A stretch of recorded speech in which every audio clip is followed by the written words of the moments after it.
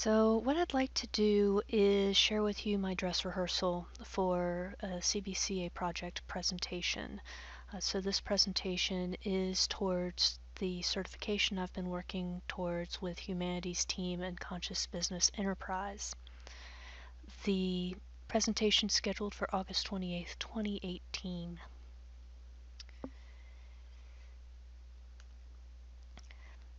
So I envision a world where the cult of busy has been disbanded and that we're able to collaborate effectively and productively through presence towards goals that help people and the planet, and where people are inspired to create and feel safe to share and grow.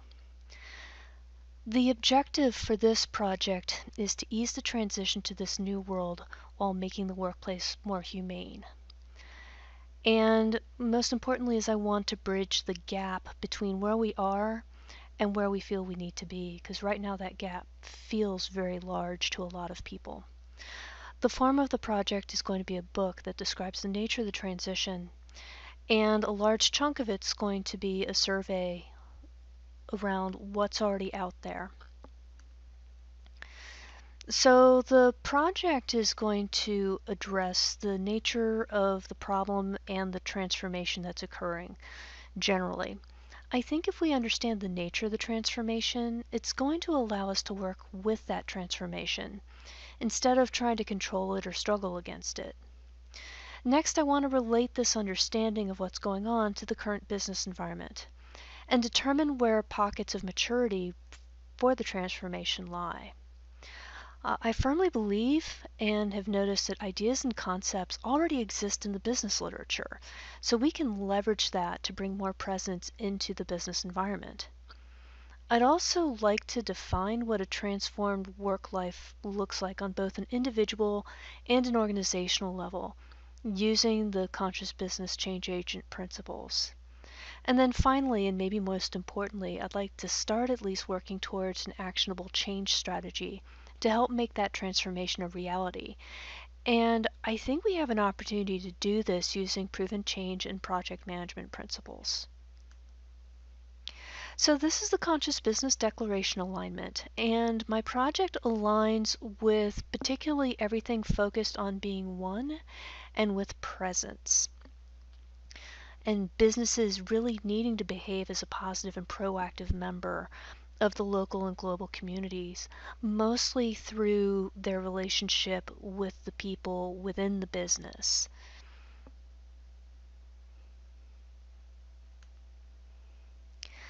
So I believe that what we're seeing in business, the economy, and a number of academic fields right now really maps nicely to what Thomas Kuhn described in his book, The Structure of Scientific Revolutions.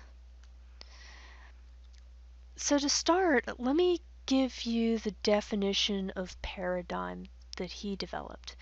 And he developed this not necessarily in the book Structure of Scientific Revolutions, but in response to some misunderstanding. And he separated it out into a global paradigm and a local paradigm, and both of them are very important. The global paradigm are the foundational assumptions that bind a group together, and then the local paradigm are the models with which we practice. And so both of these definitions are important as we look at what's happening in the field.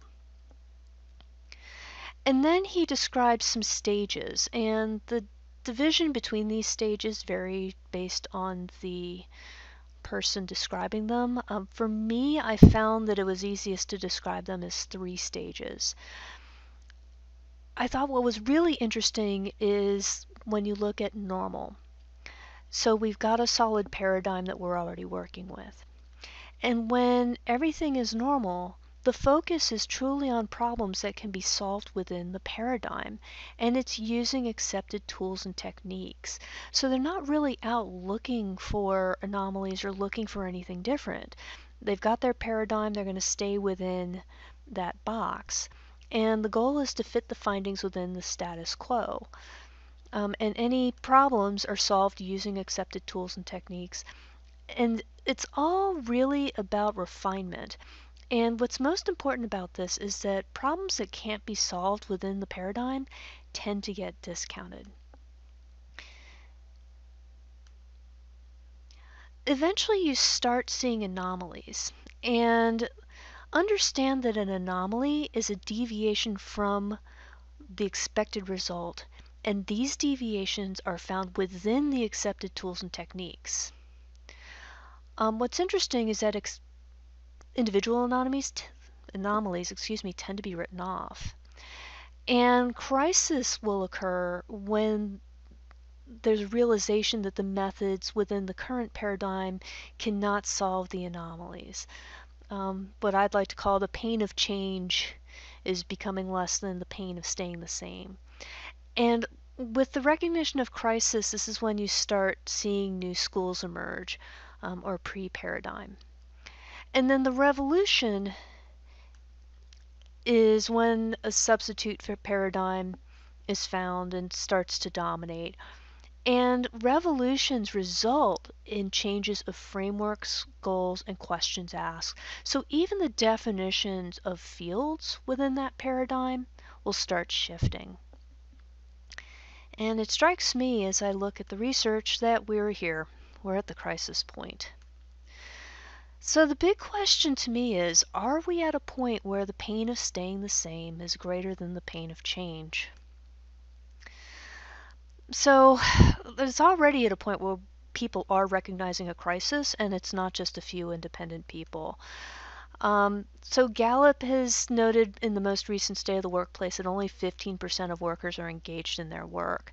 And then if you look at the American Psychological Association, 61% of workers are reporting that work is a source of stress. And even for those who are highly engaged, 1 in 5 of those report burnout. Other thing is that we're hearing a lot of celebration about the unemployment rate is down 4% and the unemployment's historically low. But think about what the unemployment rate measures. It really measures only people who are working or actively looking. And that's only 63% of working age people. So that begs the question, what about the other 37%? And this is the most recent U.S. Bureau of Labor Statistics. And then in Q1 2018, we're noting that hours worked are rising. Right now they're up 2.3%, but the output per hour is less than 1% increase. And labor productivity growth is historically low. Again, that is the most recent U.S. Bureau of Labor Statistics report. They might just be releasing Q2, so this is Q1. And this has been a trend for many quarters. The World Economic Forum's already starting to raise the alarm because they're realizing that even with the productivity and wealth that's being created, 82% of it's going to the top 1% of the world's population, and wages are very flat. And then 77% of CVOs are seeing that availability or lack thereof of key skills is the biggest threat to their business, especially what they call creativity and innovation skills. So you've got a large chunk of the working age population that's not even really in the environment or opting out. And many of them actually have some of those key skills. And then the ones that are around, creativity and innovation, requires them being somewhat engaged. This was the most disturbing statistic, and this is where, for me, I feel that our work, people's lives depend on it. Suicide rates are up on average between the states over 30% between 1999 and 2016. We spend an awful lot of time here in America at work, most of our waking hours, and when we're not at work, chances are we're thinking about work. So there's a level of hopelessness that's occurring that's incredibly frightening. And even if they're not feeling suicidal, antidepressant use is still up by 65% between 1999 and 2014. Those statistics scare me. And thankfully, it's scaring some other people. The World Economic Forum, which is a group filled with CEOs and major thinkers in business, academics, they're really starting to sound the alarm around the increasing inequality in our economic system and the increasing negative impact of our manufacturing, consumption, and business practices on people and the planet. There's also more academic discussions around the changes in the nature of power as a result of technology, and particularly enabled by new communications, new network technologies such as blockchain and artificial intelligence.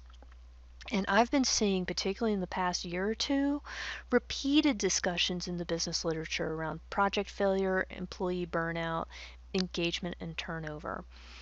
So, so there's nothing really new here. What's key here is that crisis really is recognized only with repeated exposure. So just the fact that we've got highly respected organizations and institutions starting to repeatedly sound the alarm from many different angles, in many respects is a good sign. And it's not as if there haven't been attempts to reconcile the paradigm. The thing is, those reconciliation attempts have still been very focused on the paradigm, which tends to be linear, mechanistic, very efficiency centered, very profit centered, very focused on how do we get things to move faster, and still very growth oriented. So things like Lean Six Sigma and hybrid agile approaches are all about efficiency, optimizing your systems. The World Economic Forum talks an awful lot about their fourth industrial revolution. Um, I've got issues with them calling it the fourth industrial revolution, but we're not going to get into that argument today. A lot of the digital transformation discussion, a lot of that still centers on the technology and the systems.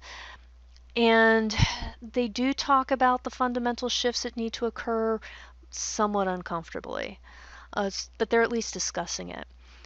There is a lot of activity around augmented reality and artificial intelligence, but mostly as current paradigm job support. More interestingly, when I've heard artificial intelligence talked about, it's often in the context of, well, we can replace people with that. People are still considered a resource and a cost center. And if we think about what Tesla went through, Elon Musk tried to make his entire Model 3 factory nothing but robots and realized he may have taken out too many people. And so he's been putting people back into that factory.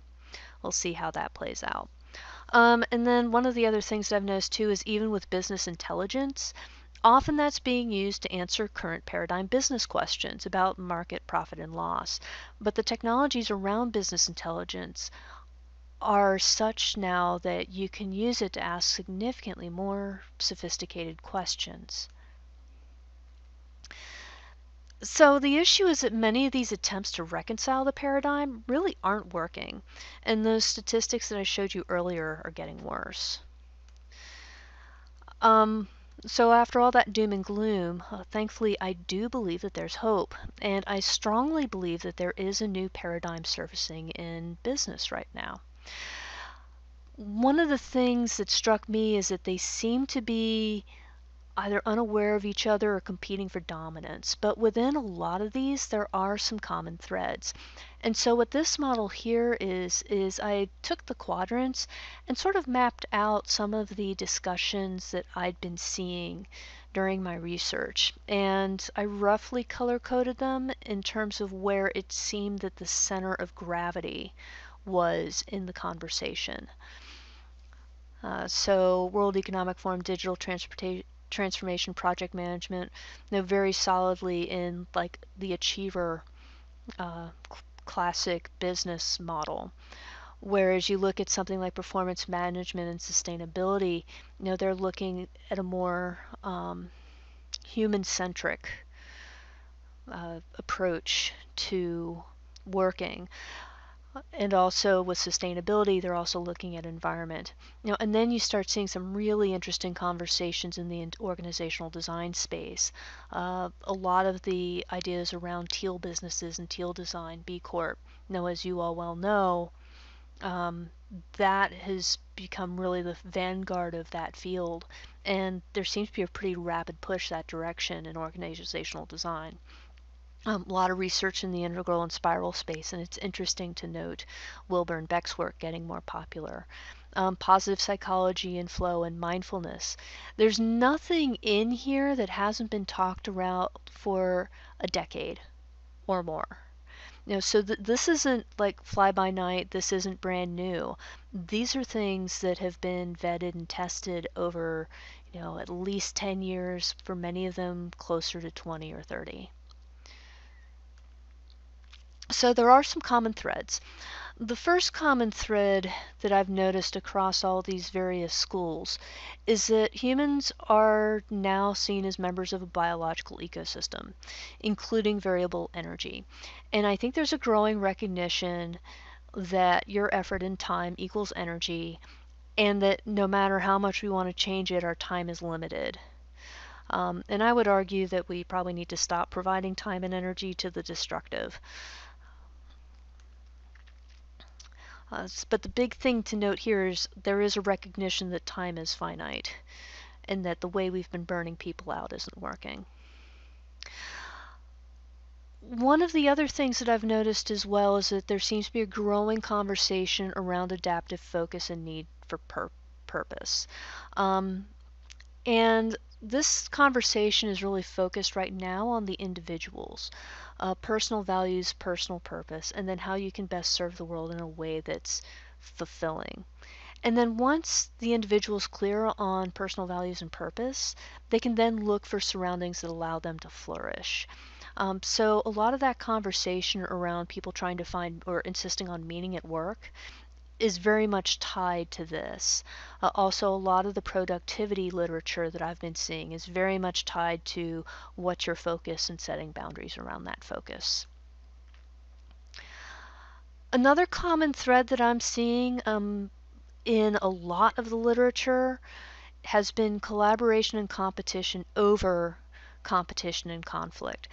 And in many ways, this ties to the previous one where, it's adaptive focus.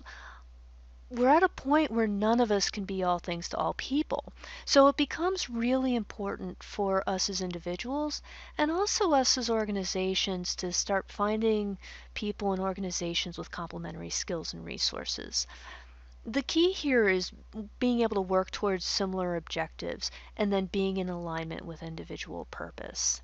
And what's interesting about this is that this also has been mapping to recent findings in biology that we discussed in our coursework. And then one of the other threads that I thought was really interesting, and I was fortunate enough to talk to a couple colleagues of mine where they talked about really our best way to go is to accommodate complexity. And complexity really includes resilience, space and time to accommodate that complexity, emotional intelligence, and developing frameworks to accommodate that complexity. So one of the things I've learned during this past year is things do naturally evolve towards greater complexity. And to accommodate it, you need resilience. And if you're overbooked, overworked, and overwhelmed, you don't have the resilience. If systems are overloaded, there's no resilience. And Rob Smith, in a talk on his Integral Life site on May 2018, and he repeated this when I talked to him on Friday, said that resilience is the new scarce resource. So he said, and I am going to agree with him 100% here, that probably the most important thing we can do in our business environments is find ways where we can build resilience into our people, into our teams, and into our systems. So I wanted to share with you some assumptions that are driving solution selection. Once we get to know, we figured out the lay of the land in the survey. So when I am going to start talking about solutions, the first assumption I'm making is that I've only got control of myself. And then the second assumption I'm making is that other people and the workplace is as it is and won't change unless they're inspired to change. On the bright side, I can inspire others. The other thing that I also thought was really good news was the recognition that each developmental level has value. And it becomes even more important to meet them where they're at. And so many of our change solutions have been very focused on trying to change the other. Actually, a lot of our conversation around influence and and motivation has been about how can I make the other do my bidding. I don't think that model works, has never worked. So any solutions that I'm looking at needs to be able to accommodate meeting someone where they're at. I also am making the assumption, which I think is an accurate one, that presence can be found at each level. And so when I look at least what I know of the American populace, even most traditional religions have a component in them where they're very focused on presence. You know, being one with spirit, maybe one way, but really being in the now. I mean, oftentimes a lot of church services, a lot of ritual is all about being very present in that ritual. So I think it's really important that we recognize that everybody is capable of presence, and presence can be found at every level. The other thing that came up in my research is that there are some particular skills needed as we move forward into this transformation. One that's become very key is learning and unlearning. Um, and I feel that helping people build frameworks that they can put this learning and unlearning that they're doing within them is incredibly helpful. And also, if you look at the work of Harold Jarche, he talks about seek, sense, and share as your steps for creating personal knowledge mastery, and a personal knowledge framework. I think that is a very good place to start. Focus and execution. One of the things that we've seen in our environment is that everything's gotten so unfocused and people are so busy running around that they've kind of forgotten to finish the job. So that's going to become very important because that honestly is part of what's burning people out is too many people doing too much stuff and everything winds up being unfinished. Being able to inspire and influence. Now, I want to be very careful here because the ask here is really about personal integrity. Are you able to inspire someone for who you are? Versus going through like Cialdi's influence book and going through all of the neuroscientific ways we can manipulate people. That's not that's not the goal here. It's really about helping people become more resilient, more centered, and more present, and being able to inspire from there. Creative and critical thinking. That has been an ask of the workplace, particularly in the past 5 years, where they want people to be creative. There is also a demand for critical thinking as well. Collaboration and teamwork. That's been really become increasingly popular in the past 10 years as more and more teams move towards collaborative models, and particularly with the rise of agile project management frameworks. Collaboration is central to that. And finally, I think everybody's got the ability to be present. So I am using the Conscious Business Initiatives or Enterprise's definition of presence, which is being fully in the here and now and fully attentive to what's going on immediately around you. And I see that a number of skills that are discussed in the business literature do fall pretty nicely under that. Emotional intelligence, as an internal skill, very much is dependent on presence. Listening is one that's coming up more frequently. That's very dependent on presence. And then just your baseline interpersonal skills.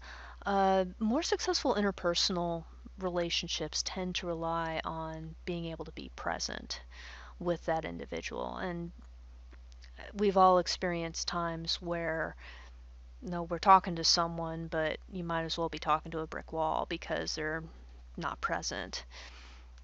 The fundamental ask in all of this is being more human. And this is good news, I think. So one of the things I think that's going to be really important is that any solution we have needs to start with getting where people are at healthy. And I think in our drive towards growth and growth at all cost, we have really destabilized our foundations. So this is Maslow's hierarchy, and I've kind of roughly color coded it based off of Wilber's model, integral model. But at the base is really the foundation. Um, a lot of the sleep statistics are pretty frightening. So people aren't sleeping very well. Food quality for a number of people is terrible. What we have easy access to, particularly here in America, is crazy. And a lot of us have become a lot more sedentary. We're not exercising as much. And then even if you've got all that together, a lot of people don't feel safe. Between the fear on the media or even just jobs. Everything's become very unstable in the workplace. And then even if those two are met, there has been a rise in feelings of loneliness. And particularly some recent studies were talking about the feelings of loneliness have increased dramatically among our younger generation. So we've got really unstable foundations. And so I think it's going to be really important to get that stabilized. Beyond that, I see tremendous reason for optimism. And so we've talked a little bit about some of these, but these are some of the solutions that I've picked out as potential solutions in the field as of this discussion. Again, they're color coded. And so there's a couple of things that you might have observed. And I think if I were a little more graphically design inclined, I would have figured out a way to put the two side by side. The first is you'd see that there has been an up-leveling in the types of solutions that are available that I think that'll really help us. So there's a number of things in the integral space, and there's a little bit more in the sustainability space, such as learning. And there's even still some items in the current business. I put enterprise architecture there, for instance, because it provides a really nice framework to be able to just organize and define one's environment and what they're working with. Same thing with personal knowledge management and reskilling. Some of that is very technical. Team of teams. The thing is that of this list, there is nothing on here that hasn't been around for at least a decade. And more importantly, many of these items are familiar to most business people, or at least they've heard of them. So there's nothing really new here, but there's a lot that we can work with. I think what's really important about all of this is that we need to kind of shift focus more towards what I would call the I and the we sections, especially the I and presence. What happens in business, at least in my experience, is that you want to make change, and so the first thing impulse for a lot of people is, okay, well, I'm going to change the systems and the processes and the tools. So they're looking very externally. And those external things tend to also be very resource intensive and expensive. And what's great about focusing on the I and the we is that we have control over the I part and we can influence the we part. And also, those solutions tend to be more based on behavior versus going out and finding another tool or spending money for something. So these are things that we can do now, even if, we're still planning a change. The other thing that's really interesting here is that for decades, at least for as long as I've been a working adult, there's been case studies on successful businesses. And what are the businesses that they tend to do the case studies on? Nordstrom's, Disney, Southwest Airlines, organizations that are very well known for how they treat their employees. And this has been going on for decades. And there's been growing evidence for increased business success with improved employee experience. So it's not as if this is all very woo-woo or different or new. This has all been going on for decades. And what's really nice about all of this is that much of this is already in the organizations somewhere. So all you really need to do is choose one to focus on.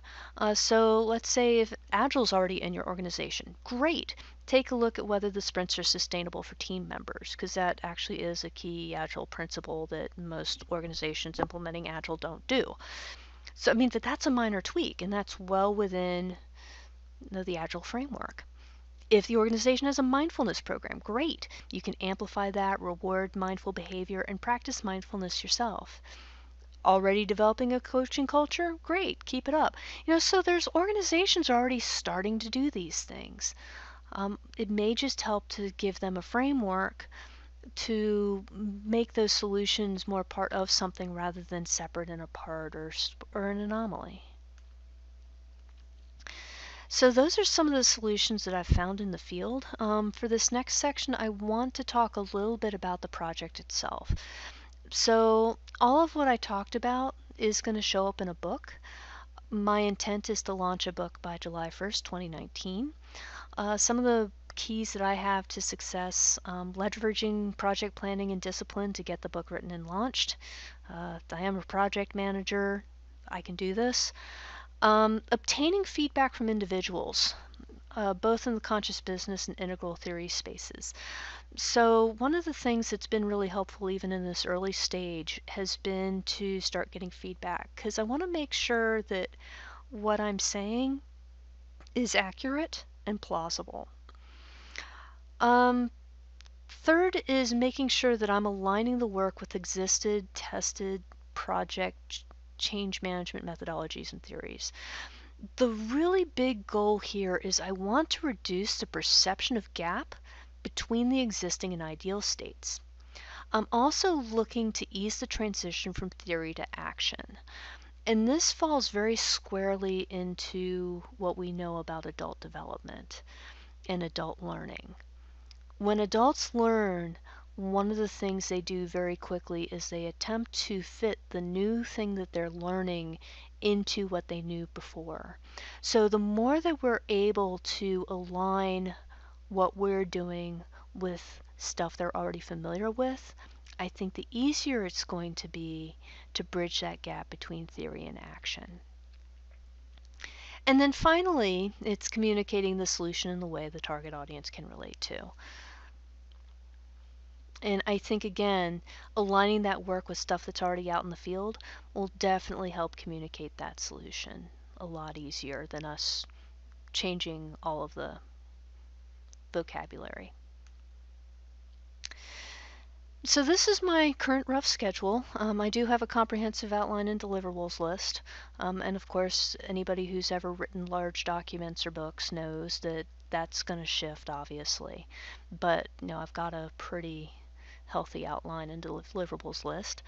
My goal is to have the survey section written by November 1st, 2018. Writing is in progress. It's still in kind of the disorganized bits and pieces of random writing stage, but there is stuff there. The nature of transition section will be focused on through the month of November to have that written by December 1st. Big key there is making sure I confirm my current understanding. Have the solution section written by February 15th. I've already got parts of that written, so I might wind up flipping that a little bit. My goal is to have the entire book ready for outside review, which would be the official project end by March 1st. Get feedback, give them 2 months for feedback, final draft, and then go into the final drafting and production and marketing and book launch and all that stuff. So July 1, I think right now that's still really doable, and I'll talk about risks shortly. So some of the things I'm doing for strategy and implementation, I have aligned myself with a group called the School of the Possible, who are people who are very interested in this type of work, that are outside of the conscious business enterprise space. A lot of them are designers and some organizational change specialists. There's also communities that I'm very fortunate to be a part of that are going to be offering feedback and assistance, along with leaning on this community pretty heavily. And leaning on the educator community that I've been a part of for 20 some odd years. One of the things that they're very strong at is educational effectiveness and simplicity of message. So making sure that they get it, and they'll help me refine uh, the phrasing. And also, one of the things I'm working on is finding funding sources. I do need to make a living, so. And this is the list of people I've already talked to about this work. I expect this list to grow pretty dramatically. I've been very fortunate in that they've all been incredibly helpful and enthusiastic.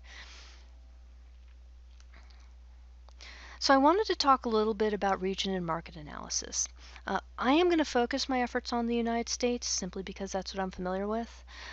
Target audience for the book in particular will be consultants, project managers, middle managers, senior team leads trying to make change stick. I'm kind of banking on their frustration with failed initiatives and sensing that what they've been doing doesn't work anymore. I do anticipate this audience to be, fairly experienced in the field, seen as experts. Also very focused on legacy conservative culture and for-profits, higher ed and healthcare. I have gotten some interest from purpose-driven nonprofits. They're not my target audience. However, I think the gap for them, at least from what I know of the nonprofits I've worked with, have been, it's not nearly as big. So it might wind up where that's going to help drive some of this work.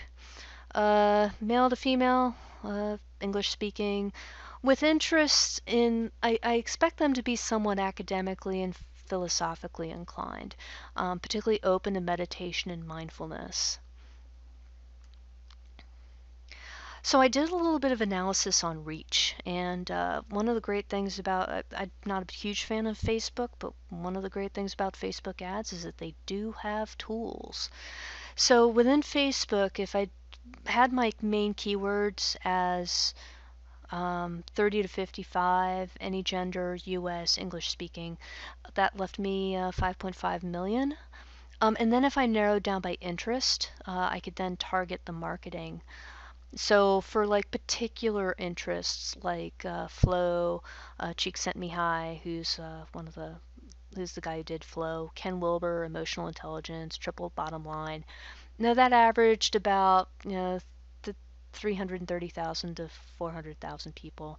If I just did positive psychology, that upped the number to 770,000. And then if I used the interest filters, sustainability, meditation, or mindfulness, that gave me 1 million to 1.4 million people. So the way I plan to market this is going to be, honestly, a healthy chunk of it's going to be spreading the word through calls for feedback.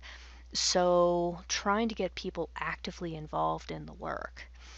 I do have a marketing architecture already in place, and I do have traditional marketing materials. I do intend to leverage presence marketing for core messaging and hope to outreach for book production. I need to get some funding first. And I'm already using George Cowell's authentic content marketing for my own business. So you can see some of my current efforts on my blog at middlecurve.com/blog. Of course, with this work, as you all well know, there are some general challenges. We are in an economy and culture that rewards busy, speed, and growth at all costs. One of my concerns is that life conditions with that reward system may not support the change that really is required. I wonder what it's going to take for the situation to be bad enough for people to go through the pain of change. The book and the ideas are still ahead of their time, even though this has been out there for a couple decades. And one of the things that one of my mastermind peers expressed is that failed efforts now will hinder future efforts. And so this is something that they saw in their work in sustainability, and I think that is a very valid concern. Another challenge is the potential misinterpretation of what's going on. And my big fear is selecting solutions that either don't ease the problem or solve problems that aren't actually problems. And then finally, and maybe one of the bigger challenges for me, just because I tend to be academically inclined, is at the end developing just a really unwieldy model or really unwieldy solutions. The goal here is to find solutions that are quick to implement and easy to use, and ideally embedded within their pre-existing context. So it's more of it's as painless as humanly possible. I don't there's just a lot of change fatigue and information overwhelm. So the more that we can just make it easy and embed it and kind of guide people, the better we're going to be. But we've got to keep, my goal is to really try to keep stuff simple. So here's some of the risks and dependencies that I've identified, and I've color coded this because, project manager. Anything in red threatens to push back the launch, and the highest likelihood is reduction in scheduled writing time, and the solution not working. Really, the most likely risk is reduction in scheduled writing time. For good or ill, I do have to make a living. So I'd have scheduled specific time for writing, and I do have accountability partners to help mitigate.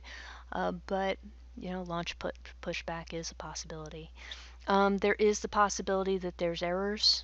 No one's really done a survey before, and so when I asked Rob Smith if he'd seen a survey of what's happening in the environment, his answer was no, and I figured he would know, so sounds like this is important.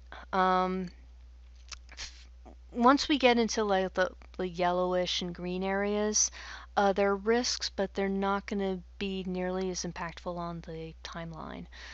And none of these are terribly hard to mitigate. And just to give you a roadmap for future work, I am working on a change planning model. Originally, this was part of the project. I pulled it out as a separate thing to give it more time for experimentation. I'm in the and also too because I thought that having that in the book would reduce the impact of the message I'm trying to make, which is what we have to work with to make positive change and to improve business so that there's more focus on people, planet, and most importantly, presence. And that already being there, that argument gets reduced if I just put in a new model. So that model really is more of a all quadrants change planning model. And I'm trying to keep it simple, and I'm trying to keep it from being one more thing. The vision really is very focused on people, so helping people develop vision that includes people and planet as a priority, and maybe even trying to do that guerrilla style so it gets snuck in. But really, it's that what we talked about before, which is that focus on the I and the we quadrants. My intent is to have the pilot design complete by the end of October and start piloting over the next year with a launch in late December. May happen earlier, but I expect there's going to be a need for a lot of testing of this model. Also, the book is going to is really an expertise builder for me. So the stuff I find during the course of my research, I will be incorporating into my current coaching and consulting practice, helping people prepare for the transition, helping improve the emphasis on presence. Determining, also during this time, I'm really working to determine metrics to determine the impact, and I'll be integrating that through the next year. And then as we move forward and the book gets published, I do intend to start offering workshops with a group version of the offering. And part of the marketing around the book itself will likely include things like speaking and workshops.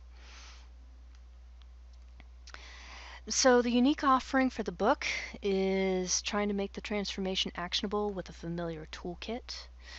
So small steps, 1%. Trying to normalize the conversation and making that gap less scary. Helping to map the current environment and trends within the environment, and providing a framework to help people focus on the activities that will have the most impact on the environment. Really, the key thing here, we do not need to reinvent the wheel, and we do not need to do everything all at once. We can use a very Kaizen or daily improvement type process. I think we're going to be a lot more successful. So this is a little about me. Way too many degrees, way too many certifications, 20 years or more, actually, how long has it been? Between time spent in grad school teaching and where I'm at now, probably close to 25 years in adult education. So I really appreciate your time and thank you so much. Please let me know if you have any feedback.